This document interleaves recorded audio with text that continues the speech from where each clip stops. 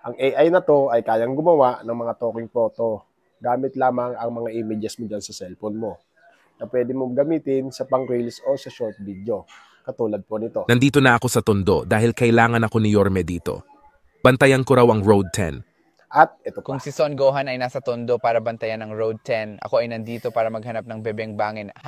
Shoutout po pala kay Madam na nagtatanong kung paano ko daw to ginawa o paano ko daw pinagsasalita yung mga picture ko. Tara, gawin natin. Let's go! Punta lang po tayo sa ating Google. Then, i-type lang po natin dito yung Pipit AI o pipit.ai. Tapos po, scroll down lang po tayo. Piliin lang po natin yung pipit.capcut.com. Meron na rin din po pala nito sa Play Store. Download nyo na lang din po. Ngayon po, mapupunta po tayo dyan. Siyempre po, ang pipiliin po natin dyan ay yung AI Talking Photo. Dito na po tayo mag-a-add ng ating picture o yung ating image na kukunin po natin sa ating gallery.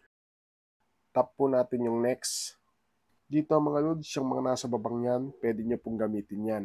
Pero kung gusto nyo ng sarili nyong version, sundan nyo na lang po ang gagawin ko dito.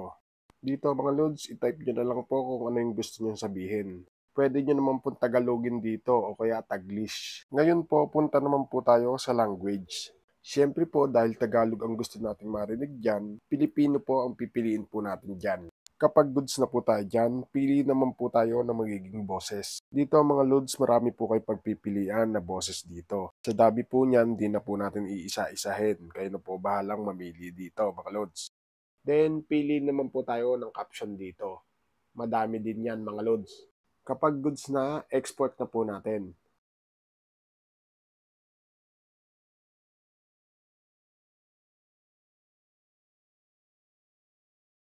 Medyo matagal lang po talaga mag-generate dito mga loads. Pero sulit naman pag na-download nyo na. Then, isave na po natin. Ngayon po, kapag inopen na po natin yan, makikita na po natin yung ating dinownload.